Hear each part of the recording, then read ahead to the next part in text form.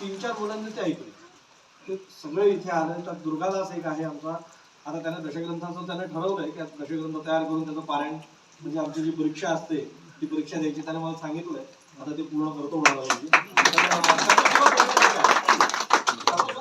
तो सुद्धा इथे दशग्रंथ वगैरे छान म्हणत होता. म्हणजे मला कदाचित गावात कोणी ऐकलं की नाही माहित नाही, इथे त्या औदुंबराखाली बसायचं आणि इतक्या मोठ्याने त्याची आवृत्ती असायची. आणि गुरुवर विश्वास किती असावा, एक त्याचं उदाहरण देतो. मला म्हणाला, गुरुजी माझी जीभ चालत नाही. मला म्हणायला लागलं की त्रास होतो. म्हणजे एक सोपा उपाय देतो, म्हणजे मस्त मिरच्यांचा ठेचा करून आणि जिभेवर चोळ. अहो पठ्ठ्याने ते केलं वेळाच का, पण ते केलं त्याने. आणि खरोखरच अतिशय चांगला विद्यार्थी. आणि आता तो त्याच्यामुळे दशग्रंथ षडंगांचं जे अध्ययन आहे, परीक्षा वगैरे आहे, ते तो देईल. असे सगळे विद्यार्थी इथे चांगले मिळाले. आणि सगळ्यांनी अध्ययन सोडल्यानंतर अध्ययन पूर्ण केलं. भूमिका पाठशाळेची नव्हती, पण वेदपुरुषाची काहीतरी योजना. किंवा आता माझ्यासमोर वेदपुरुषाशिवाय दुसऱ्याला कोणाला मी, म्हणजे आमचा द्वैत भाव अजून माणूस असल्यामुळे तो जागाच राहतो. नाहीतर वास्तविक सगळे एकच आहेत. त्या एका ह्याच्यातनं, भूमिकेतनं, म्हणजे वेदपुरुषाच्या इच्छेतनं इथे वेदपाठशाळा चालू झाली. आणि नाना संकट हे आता जे आहे ना, आता आम्हाला सरपंचाला शब्द दिला त्यामुळे काही प्रश्न नाही. तिथे मी गाड्या अडकायच्या आमच्या. टू व्हीलर पाऊस चालू झाला की इथे गाडी रस्त्यावर लावायची आणि जे असेल ते खांद्यावरनं घेऊन यायचं. तो म्हणलं आता ह्याला मार्ग काहीतरी काढला पाहिजे. तो बुलेटचं मडगाड उचलून घेतलं. त्याच्यावरनं इथे सगळी वाहतूक, जे 4 महिन्यामध्ये लागणारं धान्य आहे, ते सगळं आम्ही 2 व्हीलरवरनं आणायचं. 4 व्हीलर माझ्याकडे नव्हती. मग काही दिवसांनी 4 व्हीलर घेतली. ती पावसाळ्यात मला वर लावता येईल, मग पुलावर लावलं तर पुढे दगड घालून काचा पडली. नाना प्रकारच्या समस्या. मग आता दारात जाणारी गाडी घ्यायची. हे सगळं करत करत करत आज इथे. आणि याच्यात आई इतका खंबीर पाठिंबा आहे ना तिचा, आईचा आणि अण्णांचा मला पाठिंबा होता शेवटपर्यंत.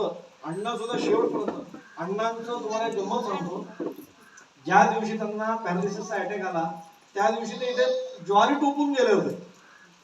कारण इथे गायींना ज्वारी कडबा मिळेल ही एकमेव भूमिका. आणि इथे याच खात्यावर त्यांनी सगळी ज्वारी लावली.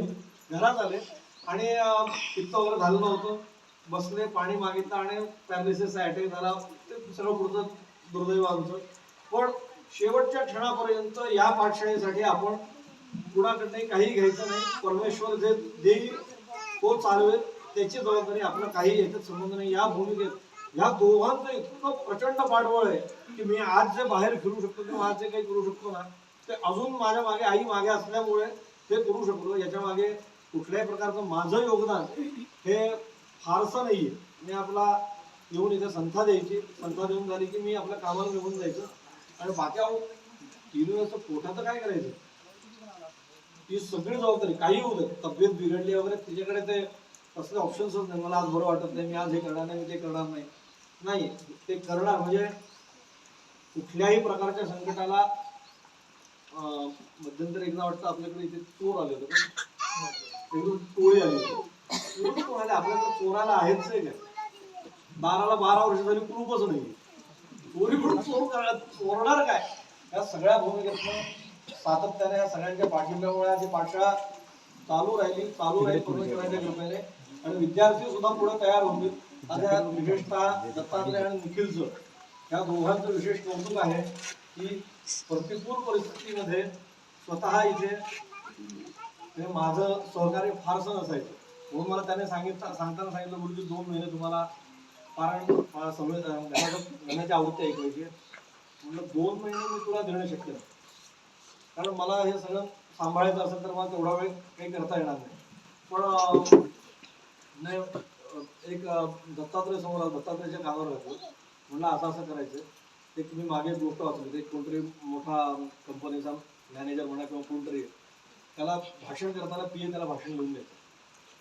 आणि त्या पीएच्या लक्षात आलं की हा फक्त मी जे दिलेलं आहे तेच वाचत बसतो. म्हणून एके दिवशी त्याने काय केलं, तो कागद घेतला, त्या कागदावर लिहिल्यासारखं केलं, फाईलमध्ये तो कागद घेतला. साहेबांना सांगितलं, साहेब त्यात सगळं लिहून ठेवलेलं घ्या म्हणून. त्याने फाईल उघडली, कागद बघितला, कागद कोरा. आता उभा राहिलाय आणि समोर सगळे लोक बसलेले आणि बोलायचंय. पण बोलायला जायचं, आपण आतापर्यंत फक्त पोपटपंची करत होतो, आता प्रत्यक्ष जे काही आहे ते बोलायला पाहिजे. ते 2 मिनिट काय त्याचं जे काय व्हायचं ते झालं, गडबड झाली. आणि नंतर जे बोलायला लागला ते एकदम अस्खलित त्याने त्याचं भाषण केलं. मी त्याच्यावरती एकच निर्णय ठेवला होता, हाच निकष लावला होता, मी त्याचं पारायण ऐकलं होतं. म्हणलं जे काही होईल सांगताना त्याला सुद्धा सांगितलं, म्हणलं पोपट तुझा होईल, म्हणलं आपलं साध्या सामान्य भाषेमध्ये म्हटलं फजिती तुझी होईल, माझं काही होणार नाही. मी कुठल्याही प्रकारचं माझ्याबद्दल भविष्य न सांगणाऱ्यातला माणूस आहे मी, त्यामुळे जे काही होईल ते तुझं होईल, ती जबाबदारी तुझी. पहिले 9 मंत्र म्हणेपर्यंत पायाच्या नखापासून या शेंडीच्या शेवटच्या टोकापर्यंत मुंग्या येते. पण एकदा ती गोष्ट पदरात पडली की तुझं पारायण 100% पूर्ण झालं हे समजून घे, कारण ही जबाबदारी आपली नाही, वेदपुरुषाची. आणि हे करता करता बाकी समस्या होत्या, पण एक फक्त त्या आमच्या मित्राला फोन केला, हा जो आता आवडी आला मित्रांना म्हणलं असं असं ठरवलं, त्याने एका क्षणात बघू मला काय होतं, त्याचं इतकं अमूल्य सहकार्य, तो पडद्यामागचं सूत्र झालं, त्याने सुद्धा प्रचंड सहकार्य केलं. हे आज पारायण आज सांगतेला म्हणजे सांगता आज त्याची झाली, याबद्दल फार मला आनंद होतोय की गुरुजींनी, नवाथे गुरुजींनी ते मला शिकवलं. आम्ही आमच्या नवाथे गुरुजींना, आमच्या वेदविद्येमध्ये एक नियम आहे, आम्ही कुठल्याही प्रकारे त्यांच्या उपकारांची, जसं आई वडिलांच्या उपकारांची परतफेड करू शकत नाही ना, जरी कोणी सांगितलं ऋणामधनं मुक्त होतं ते गमती येत आपल्या, ते त्याला अर्थवाद म्हणतात, तरी आम्ही आमच्या गुरुजींच्या ऋणातनं मुक्त होऊ शकत नाही. कारण स्वतःचं सगळं कुटुंब सांभाळून हे सगळं नाना प्रकारच्या समस्या, काय कुठल्या समस्या प्रत्येक जणांना त्या भोगलेल्या आहेत. आपण प्रत्येक जण कुटुंब उत्सव माणसाला, अशा परिस्थितीतनं सगळं ते बाजूला टाकून विद्यार्थ्यांना शिकवणे, हे असे धारा व्रत घेऊन आमचे गुरुजी शिकवतात. आज सुद्धा त्यांच्याकडे 4 विद्यार्थी, घरात 5 विद्यार्थी ते शिकवतात. आज गुरुजींची प्राकृतिक म्हणजे शारीरिक क्षमता पुढे जरी कमी झालेली असते, तर मानसिक उभारी त्यांची अजून प्रचंड आहे. अजून तर कधी गुरुजींच्या घरी गेलं तर 5 विद्यार्थी आहेत, त्यांना ते शिकवून बसलेले असतात. त्यांचं आम्ही ऋण कुठल्या प्रकारे मुक्त हे करू शकतो, थोडंसं उतराई, पूर्ण नाही, अंशतः ते कुठल्या तरी एका विद्यार्थ्याला विद्येचं संक्रमण करून आम्ही फक्त गुरुजींच्या उपकारातनं थोडं अंशतः मुक्त झालो तर मुक्त होऊच शकत नाही. त्यामुळे आमच्या गुरुजींच्या कृपेने जे माझ्याकडे काही आलं ते मी त्याला देऊन अध्ययन त्याचं पूर्ण करण्यासाठी प्रयत्न केले. मी फारसे प्रयत्न केलेच नाही, त्याने त्याच्या कष्टाने केले. तो आहे आणि दत्तात्रय, या दोघंही इथे जे माझ्याकडे विद्यार्थी आहेत ना, यांना मी कायम सांगतो, गुरुजींचे शब्द आहेत, माझे नाही ना. आणि आमचे आठले गुरुजी एक वाक्य सांगायचे, माप टाका. आठले गुरुजी सांगायचे, माप टाका. तुम्ही बाकी देवावर सोडा, तुम्ही परमेश्वरावर सोडा. तुम्हाला 28 संथा म्हणायला लागल्यात, त्या संथा ढापाढापी करू नका.